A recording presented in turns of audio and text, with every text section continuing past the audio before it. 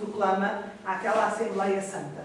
Portanto, por isso é que eles têm o legi no plural. Depois temos aquela cancela e tínhamos aqui... Não, estou-vos a dizer mal, porque estes dois ainda são sinagogas. Ali é que já tem, exatamente, ali o bispo quem preside e no altar, depois aqui outra vez o altar, o bispo, o presbítero, etc. Reparem sempre esta unidade entre bispo e presbítero. E um outro aspecto importante era também onde é que se punha a escola, portanto os que cantam, e, por exemplo, aqui há este elemento que tinha a escola. Tudo isto são tipologias levantadas por este Sr. Bouyer a partir da realidade. Isto é, pegando numa série de igrejas que ele conhecia, fez este levantamento. Mas isto é mais ilustrativo.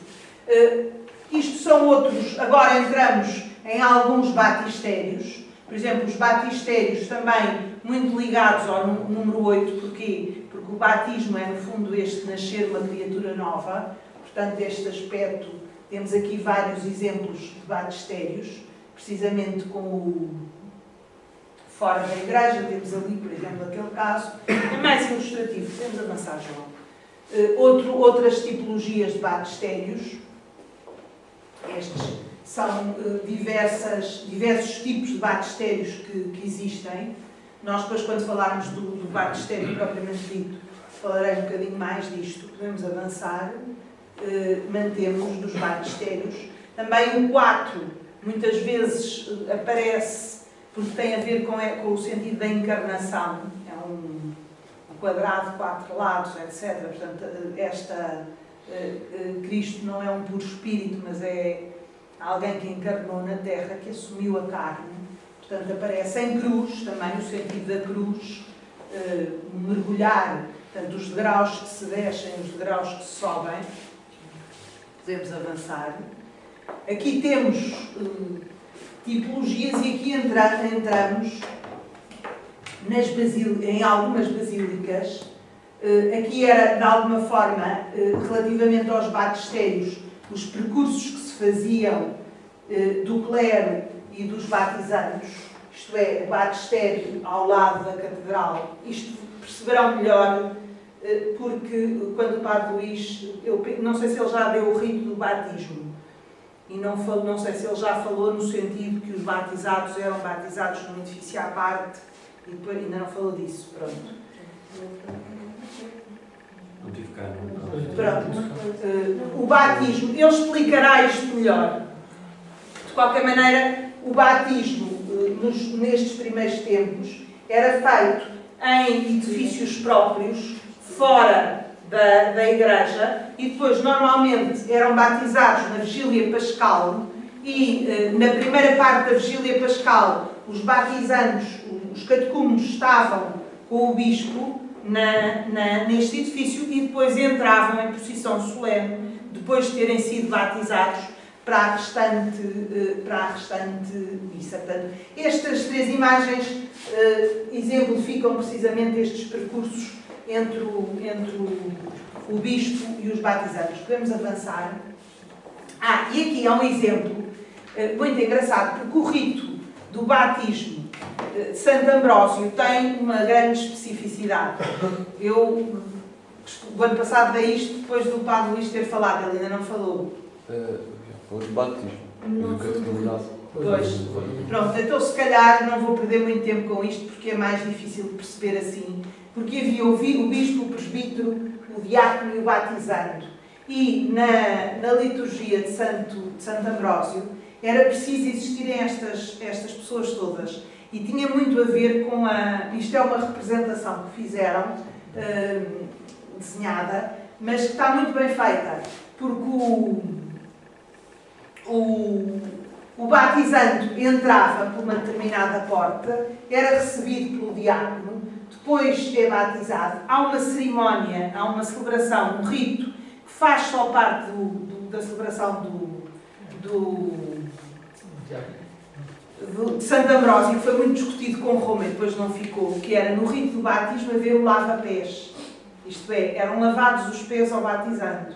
E esse rito depois não ficou. Portanto, foi uma grande discussão entre Santo Ambrósio e o Papa. Mas isto é a área do Padre Luís e ele explica isto muito melhor. Vamos avançar. Portanto, nós aqui vemos precisamente estas imagens, mostram esta sequência toda da entrada, o povo que acolhe, o bispo, portanto, estou a ver aqui a imposição da veste branca, portanto, o neófito despe-se, entra acompanhado pelo diácono, depois entra acompanhado peço desculpa, depois a seguir é imposta, depois de ter mergulhado, é imposta a veste branca. Vamos avançar.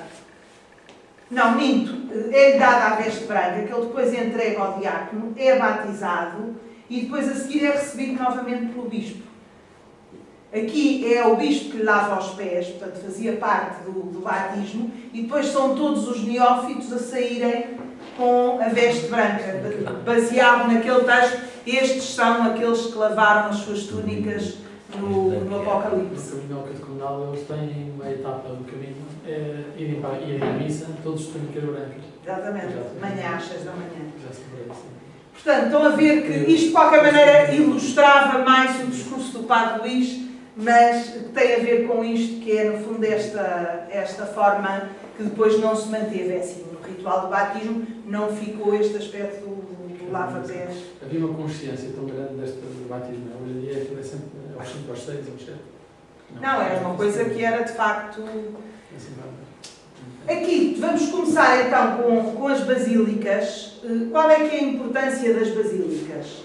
As basílicas, reparem que nós, a partir de uma certa altura, e essa altura é após 380, 313, 380, começa a haver uma movimentação que é ir aos lugares da memória de Cristo, isto é, aqueles lugares. Por exemplo, a peregrinação. O sentido da peregrinação. Começaram as grandes peregrinações. Vocês têm, por exemplo, um livro de uma senhora chamada Etéria ou Egéria. Há uns que chamam. Existe uma tradução extraordinária portuguesa do professor Aires do Nascimento, edição bilingue daquela coleção que é editada pela Colibri, dos livros clássicos, ou literatura clássica, ou qualquer coisa. Muito bem feita a tradução. E que essa senhora, o mérito dela, é um livro do século IV. Qual é que é o mérito dela? Conta-nos, ela foi à Terra Santa e, como uma senhora precisa e que gosta de escrever os pormenores todos, descreve tudo. E então ela fica espantada com o culto, como é que as coisas eram celebradas, como é que era a própria Basílica. Portanto, ela teria origem na Península Ibérica. É uma senhora aqui das nossas regiões e que fez... há livros de topografia, de caminhos que mostram porque havia uma série de documentos, no fundo, como de facto roteiros. E há alguns roteiros, os romanos tinham isso muito bem feito, há alguns roteiros anotados, alguns roteiros anotados que nos dão conta desses caminhos. Então, este sentido da peregrinação, o que é que levou? Levou a que muitas destas basílicas, além de Constantino ter querido fazer nos lugares santos estas basílicas, por exemplo, Belém, estamos aqui a ver a Basílica de Belém. A Basílica de Belém é uma preciosidade, porquê? Porque das basílicas de Jerusalém foi uma das que não foi destruída. E tem ideia porquê? Por causa dos reis magos. Exatamente. Exatamente. A Basílica de Belém tem os magos representados na fachada. E então, quando chegaram lá o exército dos persas para destruir aquilo tudo, achou que os magos estavam vestidos de persas. E então achou que não podia destruir. Portanto, a Basílica de Belém tem uma estrutura que nunca foi destruída. Portanto, vemos a estrutura inicial. E tem precisamente este aspecto, reparem, não só pode albergar muito mais gente, mas também com este sentido de marcar os lugares santos. Portanto, nós vemos, obviamente, que na Basílica da Natividade É por tradição que se diz que é ali a gruta onde Jesus nasceu, não há uma... Enquanto que no lugar da cruz tudo atesta que ali é o lugar da cruz, portanto, com documentos, e sabemos que os romanos nisso são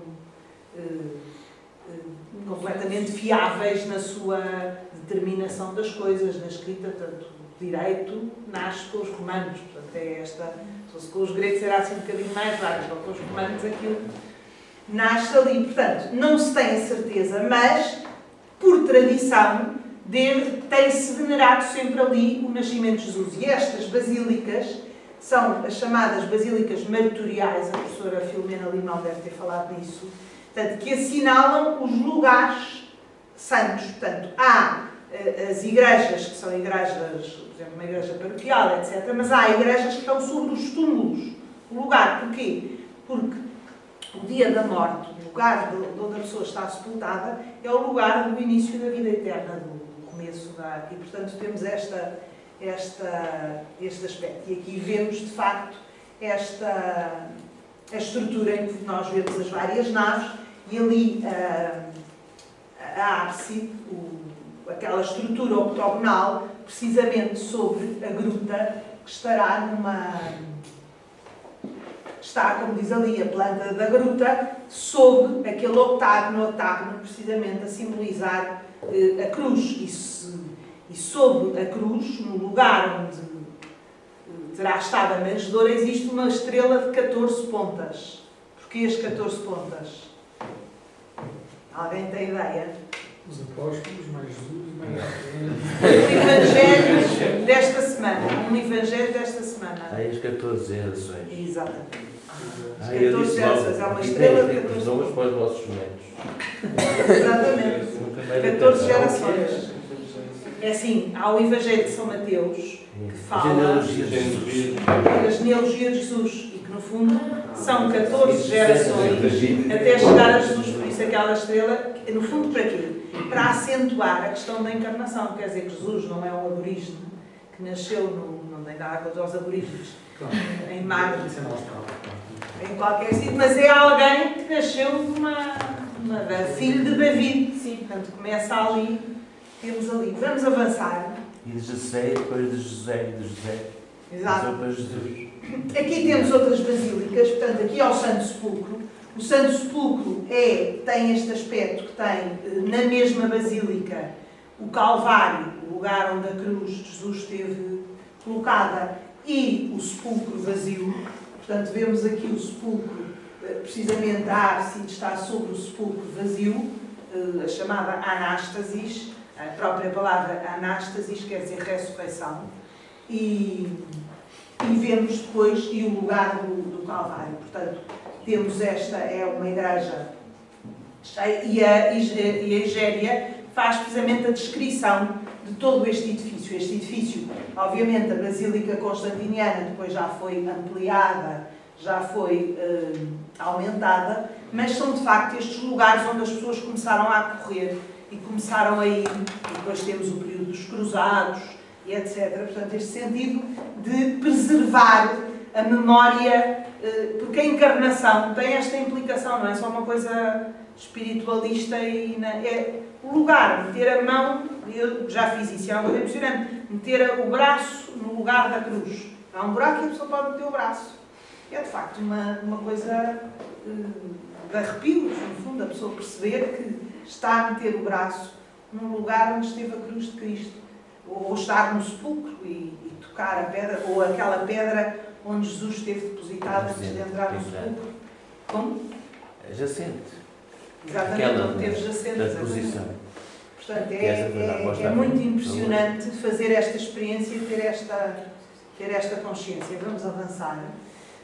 Portanto, aqui temos a Basílica de São Pedro no Vaticano, também é uma basílica constantiniana, portanto estas são 3 grandes basílicas constantinianas, que depois foi evoluindo até à forma atual. Aqui temos uma representação da Basílica de Constantino. Este ano foi muito impressionante, porque no final do ano da fé, me impressionou muito, eu estava lá, final do ano da fé, o Papa rezou o credo agarrado ao cofre onde estão as relíquias de São Pedro. Relíquias são os ossos.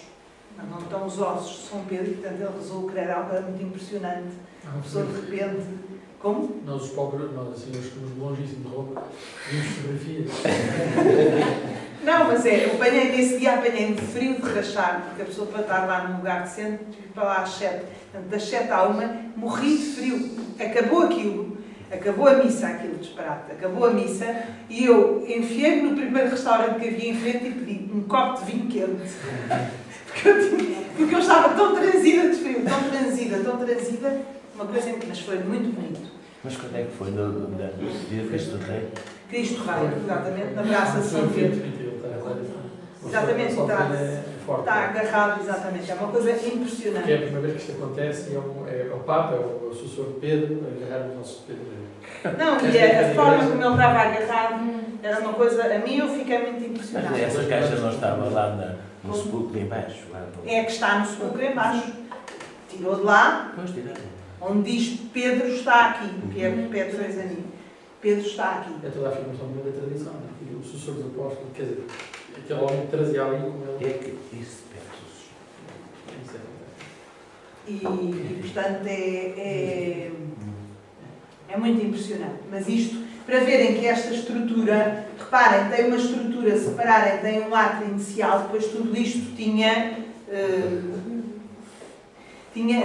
um significado. Portanto, havia o átrio dos catecúmenos, onde estava a fonte, antes de entrarem, portanto, depois entravam, porque na igreja só entrariam os fiéis. Portanto, há todo como é que eu ia dizer? Há toda uma teologia, se puder dizer, que depois se desenvolve em relação também a este edifício. Há também um aspecto, e faço aqui um parênteses, que é muito importante ter em conta, que também há muitas figuras, há muitas imagens, não sei se diz assim, símbolos da igreja, que nós temos hoje e que vêm das explicações alegóricas que se fizeram no período medieval. Portanto, um aspecto são estas imagens, estes símbolos, que têm, sobretudo, fundamentação bíblica, fundamentação patrística, etc. Ou mesmo conciliar. Outra coisa é muitas daquelas imagens que surgiram depois com base naquelas ideias, nas alegorias que se criaram para explicar. Há que fazer uma destrinça deste aspecto. Porque às vezes podemos estar agarrados, e do ponto de vista dos donos de obra que entregam, os arquitetos terão que os estudar ou aprender. Sim, pode estar agarrado a uma imagem, dizer eu quero a igreja assim, e ser uma imagem que não é essencial.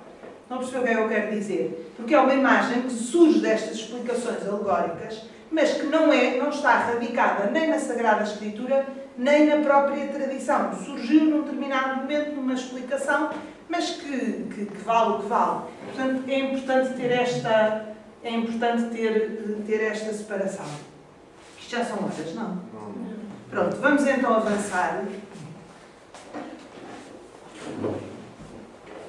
Vamos avançar. Aqui temos a basílica, basílicas que são feitas com forma do circo, portanto estas apanham as formas do circo, zonas onde haveriam eventualmente jogos, e portanto temos aqui algumas dessas igrejas, podemos avançar, onde existiam circos, e reparem, porque é que se faz estas basílicas nas zonas onde haviam circos? Porque nos circos, e muito mais do que no Coliseu, o Coliseu é um bocadinho romanceado, nos circos é que de facto se martirizavam muitos cristãos. E portanto, em memória desses cristãos martirizados, no circo há muitas igrejas que são construídas, nós conhecemos o circo Máximo, mas é Máximo porque há outros mais pequenos. Por exemplo, a Piazza Navona está feita sobre um circo. Portanto, há vários, em muitos desses circos mais pequenos, foram construídas algumas igrejas. Aqui temos Santa Maria Maior, portanto, que é uma igreja, de facto, também muito bonita e, portanto, toda dedicada, com o mesmo tipo de planta. Vamos avançar. Aqui temos uma outra igreja no outro lado, que é Santa Sofia, em Constantinopla. Portanto, a igreja de Santa Sofia é uma igreja construída já mais tarde, onde pretende integrar toda a teologia e toda aquilo que, no fundo, aonde se tinha chegado naquele momento. E, portanto, nós vemos toda esta estrutura, não só do ponto de vista imagético, hoje não se vê nada, porque depois houve-se muito pouco, porque a igreja foi toda coberta e destruída, etc., do ponto de vista das imagens, por causa da questão do iconoclasmo, mas vemos todos estes elementos, desde a chamada Porta Imperial ao ambão, vemos aqui o ambão lançado sobre a Assembleia, a ver esta proclamação, exatamente, o ambão aqui lançado sobre a Assembleia, depois vemos o altar e o cibório, reparem aqui o sumo trono, que eu vos disse há pouco, o altar e o cibório, depois ali o sumo trono, depois temos aqui, reparem, o batistério cá fora, como vos disse, e sumo trono já vos disse, altar e cibório, e pronto, é uma igreja com esta estrutura, hoje é uma mesquita, pode-se visitar, mas se alguém for à Turquia, a igreja na Turquia, que está fechada, fechadíssima, se pode ir lá fazer, acho que aquilo é para espetáculos, e portanto pode ser alguém que vá cantar, pode ir lá cantar, mas é a igreja de Santa Irene, que é exatamente ao lado de Santa Sofia. E a igreja de Santa Irene, essa sim não lhe tocaram. Portanto, mantém toda a estrutura que uma igreja destas tem, deste período bizantino. Tem o sumo trono também? Tudo. Mas esta está muito adulterada. Esta já está totalmente adulterada. A igreja de Santa Irene, que é uma igreja que está fechada, portanto, serve para concertos islâmicos, está ligado ao... E não mexeram? Não lhe mexeram. Essa é a que está... E agora está ao lado ao São Salvador, está como? muito linda. A São Salvador esteve. Aí tem os mosaicos, tem os frescos. Até admira eles abrirem aqui. Mas pronto, portanto é só para terem uma ideia de como é que este tipo de igrejas se evoluiu, porque nós depois, nas próximas aulas, quando iremos falar do altar, do ambão, etc., vou fazer apelo, trarei imagens específicas das várias coisas, mas vou fazer apelo a algumas destas igrejas que são, no fundo, paradigmáticas daquilo que, porque estão precisamente nos lugares onde Jesus esteve, onde Jesus, não estou a dizer em Constantinopla, mas Constantinopla teve uma importância muito grande também. Santa Sofia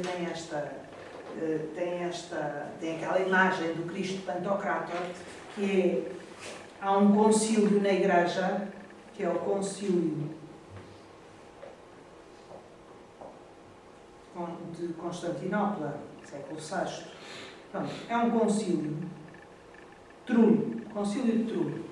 O concílio de Trullo diz que é melhor não se fazerem imagens, há um cânon que diz, é melhor não se fazerem imagens de símbolos de Cristo, isto é, não representar Cristo como um cordeiro, mas representar a imagem antropomórfica de Cristo, ou a mão de Deus a apontar, mas representar a imagem antropomórfica de Cristo.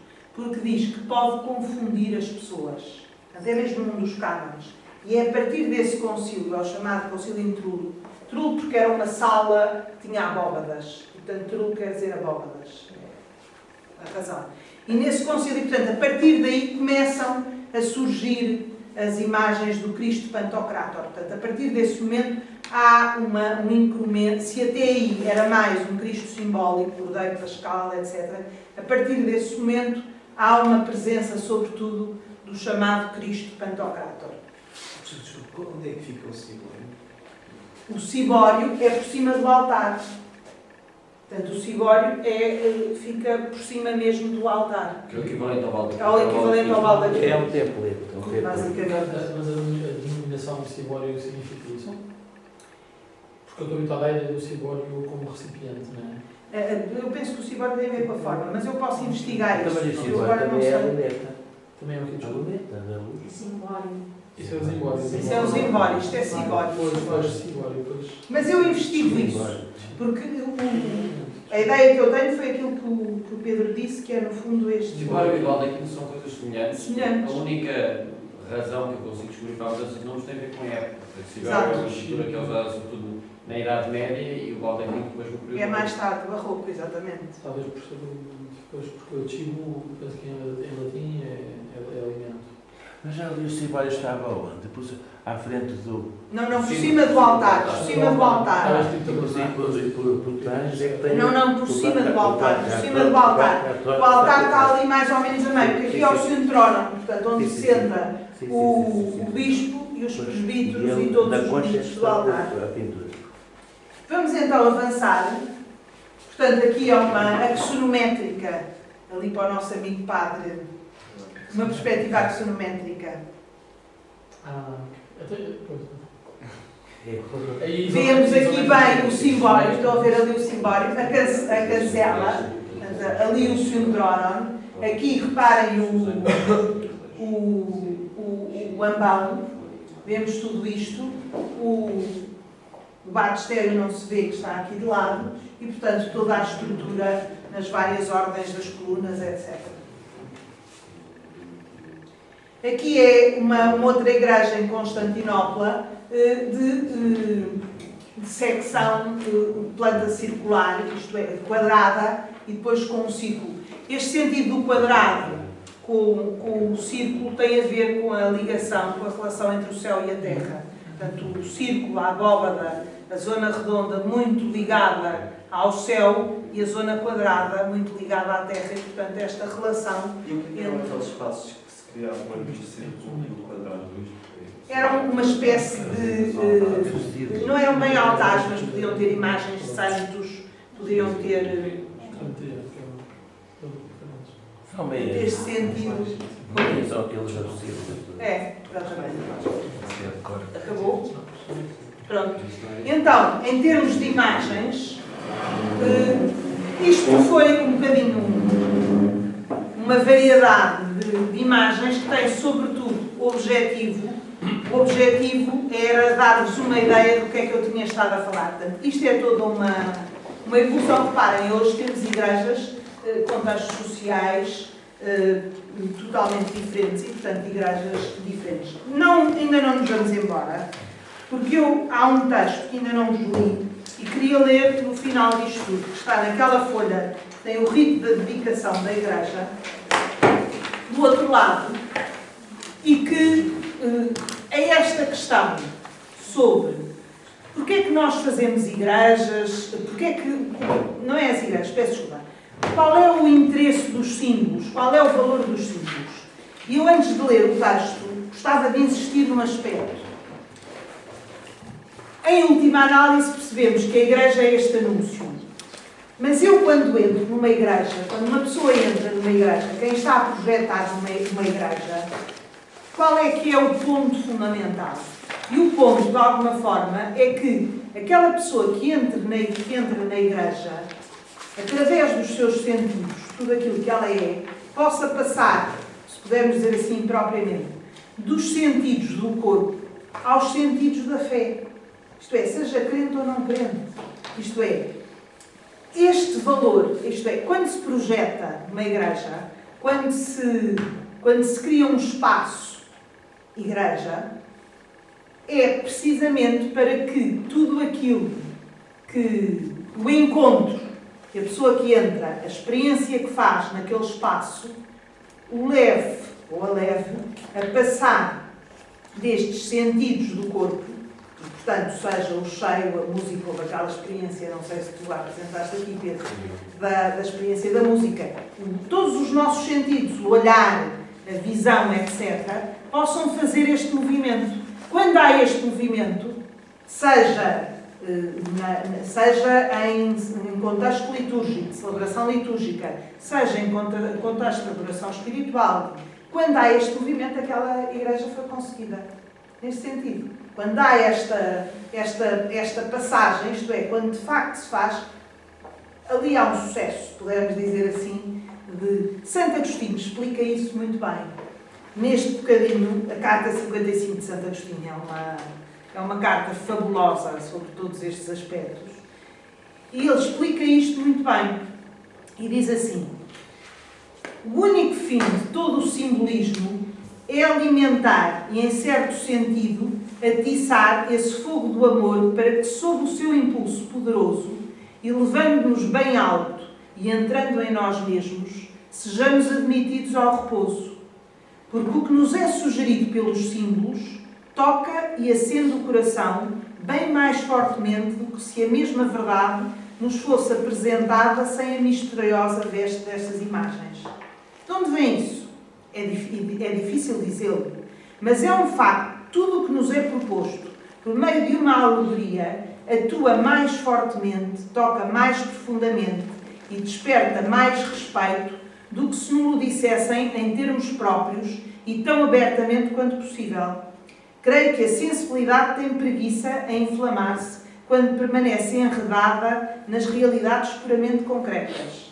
Mas se orientarmos para os símbolos tirados do mundo corporal e a partir deles a transportamos para o plano das realidades espirituais, significadas por esses símbolos, ela ganha em vivacidade, pelo simples facto dessa passagem, e inflama-se mais como tocha que as agita, de tal modo que uma paixão mais ardente a arrebata até ao repouso da visão beatífica e definitiva das realidades imperecíveis.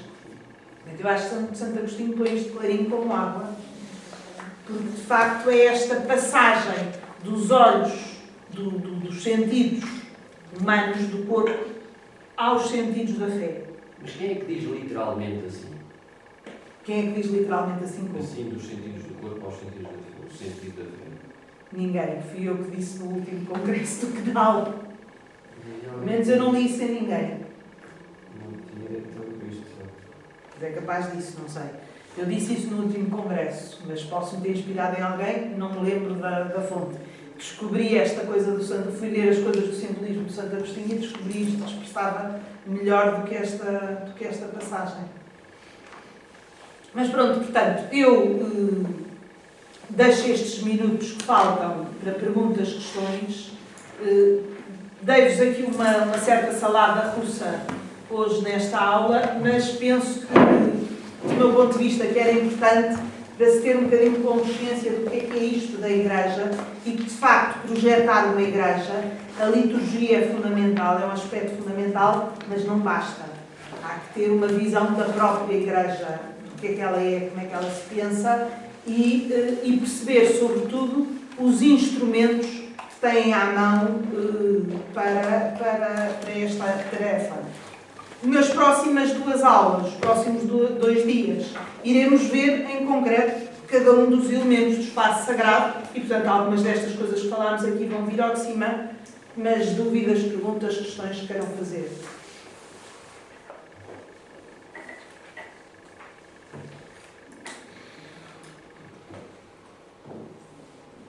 Se não, um bom Natal. Eu só perguntar uma coisa. Ótimo. Ainda vou ter. Claro. A relação, digamos, de assembleia entre a Basílica e a Sinagoga é semelhante no início. Há um paralelo. No início, isto é, a Basílica já tem uma dimensão muito maior, que a Sinagoga nunca foi um espaço muito grande. Porque havia várias sinagogas, portanto não era... A sinagoga estava sempre muito ligada a uma comunidade. A Basílica, não, a Basílica é mesmo... E a Basílica tem um outro aspecto. A Basílica está muito ligada ao Imperador. E, portanto, há alguns símbolos mesmo. Por exemplo, se nós formos para as vestes litúrgicas do Bispo e do próprio Presbítero, há um grande paralelismo. Se, por exemplo, forem a Ravenna e virem a Imperatriz Teodósia, o Imperador Justiniano, etc. Há uma grande semelhança nas vestes. Portanto, reparem que assim, os cristãos viviam no seio da sociedade e tinham ideias, e portanto os cristãos sempre tiveram esta capacidade, que eu acho uma capacidade extraordinária, de inclusividade. Como diz São Paulo, na Carta aos Tessalonicenses, avaliai tudo e retendo o que é bom. Portanto, se aquilo é bom, não se deita fora, fica-se com aquilo. E, portanto, o São Paulo diz isto na Carta aos Tessalonicenses. Portanto, se virem, por exemplo, nas vestes, romano também. Como? Isso também era muito romano. Sim, mas o romano era diferente. O romano era uma inclusividade, não, como é que eu ia dizer, não sabia. Por exemplo, na Pax Deorum, venham todos, mas não queriam privilegiar nenhum. E os cristãos sabiam muito bem o que era o seu Senhor. Portanto, há uma diferença nesse aspecto. Mas, de facto, e, portanto, eles viviam no seio do Império Romano. E, portanto, se viam. E depois, o imperador, quando, só mais tarde, é que surgirá aquilo que nós chamamos o Césaropapismo. Isto é, o imperador, o chefe da Igreja, depois dará nas questões das monarquias, etc. Mas, antes disso, reparem, o imperador, havia ali, vocês, é assim, se lerem algumas correspondências, alguns textos de Santo Agostinho, etc., ou de Santo Ambrósio, etc., vão ver ali a relação com o imperador, as cartas que se escrevem, que há ali tensões, há coisas que o imperador quer impor e que eles dizem não, há outras que cedem, que têm que ceder, é assim, têm que saber viver neste sentido, é humano, não é? No essencial, não deixam... Por exemplo, como é que nascem os hinos na igreja? Os hinos na igreja, como é que nascem? Dos salmos. Mas como é que nascem?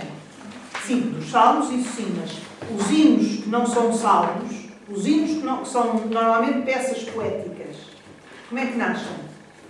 Nascem porque em Milão, a certa altura, havia há uma imperatriz, a Imperatriz Justina, que queria ocupar uma série de igrejas, havia ali uma tensão com os imperadores, uma série de igrejas e tirá-las a Santo Ambrósio, portanto, para os arianos. E Santo Ambrósio, para que elas não lhe fossem tiradas, o que é que ele fez?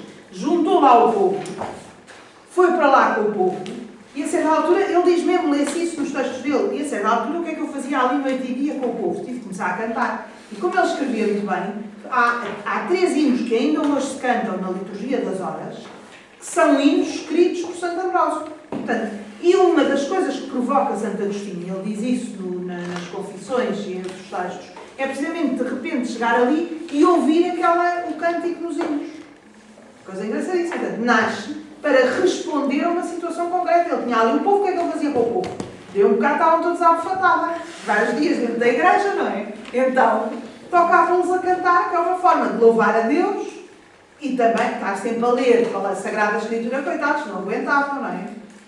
Mas isto para perceber que as coisas na igreja não nascem ideologicamente, nascem sempre para responder a uma realidade. Depois no meio disso tudo há erros, há mal-entendidos, há uma série de coisas, mas que é assim.